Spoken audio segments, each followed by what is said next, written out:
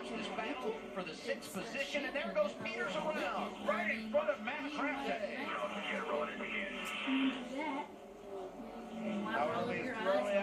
Right there. That's David Gilman. Not sure if those two incidents are related or not, but certainly Gilman. Last lap time side by side. Look at that, the group behind him. Timothy just goes around on the outside. He just went in there dead even with Eric Jones. And what a job by Matt Crafton to avoid Timothy Peters.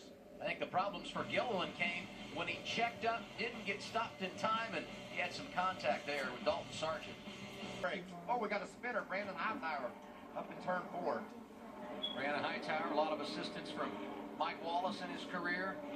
It's turned around and the corner, and we're under caution for the second time today. Surprised that the leaders came down the pit lane. I'll tell you what happened on pit road in a moment. First, the reason we're under caution. Just on the outside, just got a little bit loose, just like Timothy Peters early on.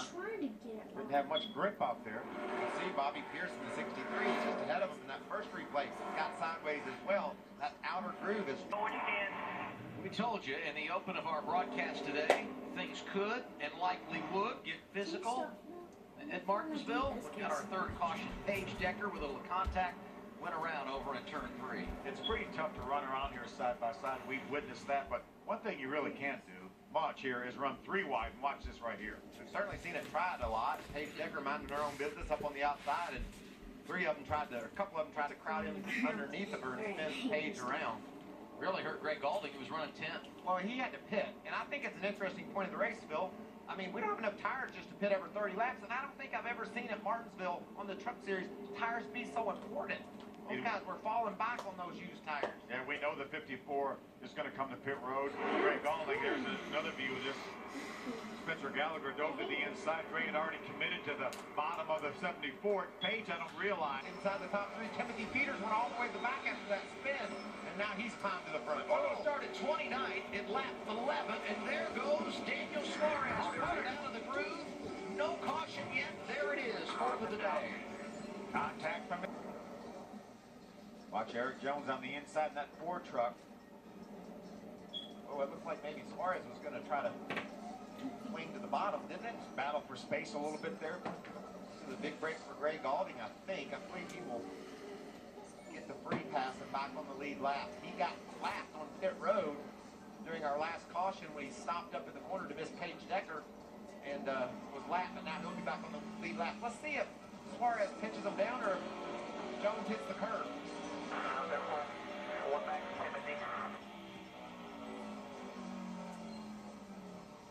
believe he left him room. I think it's down. And they're off the pace after restarting inside the top 10. Contact there with a 5, and around goes Peters for the 2nd time today. Dalton Sargent had nowhere to go. What a day it's been for Timothy Peters. Was that a it sounds like ignition? We just heard Marcus Richmond said, "Is it still running? Do you have how many volts do you have?" What's the story there, Herm? He hit the kill switch. He's running out of time, Michael. We only have 115 laps to go. That's when it happened right there. And it's amazing that Brandon Jones, that 33, was able to avoid him along with everybody else. Obviously, we got down to the corner here. Dalton Sargent had nowhere to go. Timothy was in the middle lane, then turned down to the inside without power. Timothy got his tires from his first spin on the last pit stop. So these are the tires he started the race on that he's spinning around on now. Do you pit here? Pit road is up. Do you pit here? Are you done with it? 1:15 to go. We've had some caution laps. I hear some tires squealing there. Down here in turn 1 and 2. That's the 32, J.J. Haley. 5th time. Make it 6 now. 6 cautions on the day. No brakes. That's something you see quite often here in Martinsville. It's amazing, though, you have to manage your brakes from the very start of the race. We don't talk about them a lot because the brakes have improved so much. And that shows you how fast you go in that corner when you don't have any brakes to stop. Happened right in front of John Hunter Nemechek, our race leader. No banking to catch you. They call it 12 degrees. Always seemed like it was negatively banked to me.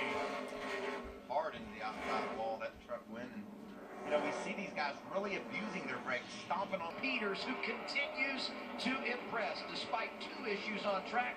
He is inside the top 10. And now caution number 7. Back up if you can. Back up if you can. We heard him say he thought he might have a flat tire on the right side. They're definitely up. Left rear is gone. We got a flat left rear tire, guys. Yeah. Flat left rear tire. John West Townley was 14th when he got turned around. It's going to be hard for John West to remain on the lead lap here. Yeah, he's going to lose a lap. No way. The leaders are already off of turn 2, and he's limping back to the pit lane. Yeah, no rubber at all on that left rear. Yeah, the leader goes by now, so he's already 1 lap down. So easy to make contact with another truck, get to rubbing on each other, and cut one of your tires. I think that's what happened to Townley. Tire was already gone before that truck completely turned around. Great effort by the 63 of Bobby Pierce to avoid hitting him when he came off. Rear tire's already down. It actually comes off the truck about the time he starts turning around. Daniels, yes, maybe not a driver's championship, but he's been very much involved in a little contact. Timothy Peters around again. Dalton Sargent got him going into turn 3. It's going to be caution number 8, and it comes out with 45 laps to go, and I would guess Peters isn't going to be happy about that one. Well, he was falling back. Look at Sargent. It was just an opening that he couldn't keep from trying to get into. Sauter opened the door. Timothy tried to close it, and Dalton Sargent was committed to the bottom.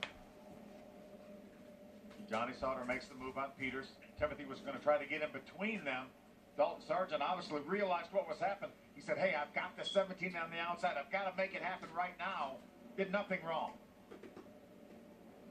That's Martinsville. Yeah. And Timothy knew there was a good chance that somebody was going to be there. Starts, so keep your nose clean, but don't be afraid to stick it in, and now we're going to have one of those restarts because we've got a yellow on the corners. Right on cue. 9th caution of the day, out for the 07 of Ray Black Jr. There's a lot of guys that want to see cautions. One that doesn't is Matt Crafton and Cameron Haley. They think they can get out front and settle this thing to themselves. Crafton is going to have the preferred line on the restart. He's 16th, which means he'll restart in the outside lane. Not what you want here. Just got away from him a little bit, just trying to carry too much speed on exit. Eric Jones now up in the top 12. Oh, and another caution flag we're going to get. The 5 of Dalton Sargent making his 3rd career start here today. 17-year-old out of Boca Raton, Florida. Eric Jones all the way up to the 11th spot. Nobody stops. He will be on the inside again, guys. That late pit stop for Jones proving to be big. Today He's going to lose a lot of ground. There goes Reddick to the inside. Caution is out once again as they wreck behind him. The 54 of Gray Galding having a problem. 11th caution of the afternoon. NASCAR will have to determine when they cross the last scoring loop who was ahead, whether Nemechek was ahead of Haley or not. And another position that will be key is our championship leader, Eric Jones. He's in the middle of a glob of trucks. Where was he when the caution flew? Was it good, though, for Nemechek? Because if he's scored 3rd when the caution came out, that would put him on that all-important that might be inside okay. lane. We heard Kyle Busch saying whatever you can do to make sure Eric restarts on the inside. Same situation for John Hunter. Gray Galding just tried to take the low lane, and I think that was Tyler Young that was in there. There just wasn't room for that move. This mess you saw over in turn 1, all of it happening right behind Eric Jones. He did several donuts down into turn. Contact there. Caleb Holman drives it in. Cindric saves it somehow off the corner. But this is not going to work. 12th caution of the day. Multiple trucks involved on the back straightaway. And Eric Jones was right in the middle of that and made it through it. Eric Jones living right. A late pit stop. Now our scoring monitor is reset. And Jones, who was being shown 10th after working his way through the problems on the back straightaway, being shown in the 13th position. Well, I think it'll reset again. And now it has. Look at Eric Jones right there in the middle of those trucks. Does he have damage, Phil? He was being squeezed on both sides.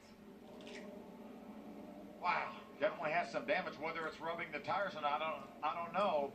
See, Caleb Holman had a hole there. He dove in it on the inside of Austin Cindric. Austin did a nice job saving that truck, but then they came along too wide beside him on the outside.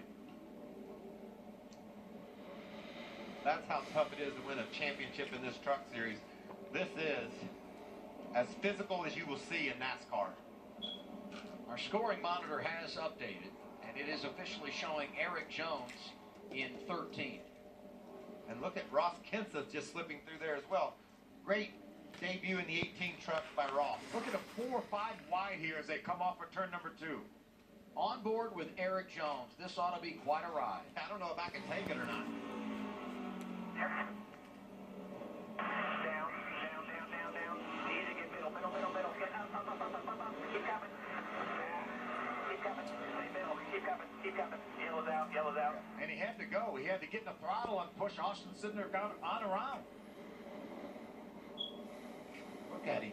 That's just some great driving by Jones. He was doing everything he could to work his way through. Looked like the whole world was going to end right in front of him, but he squeezes through it. I don't see much damage to the front. Thank